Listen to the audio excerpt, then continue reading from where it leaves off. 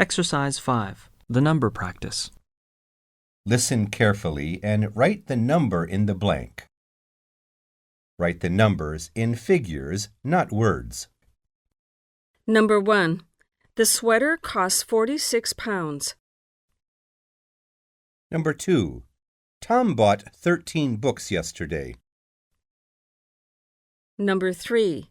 Mary is 26 years old. Number 4. Janet was 40 minutes late.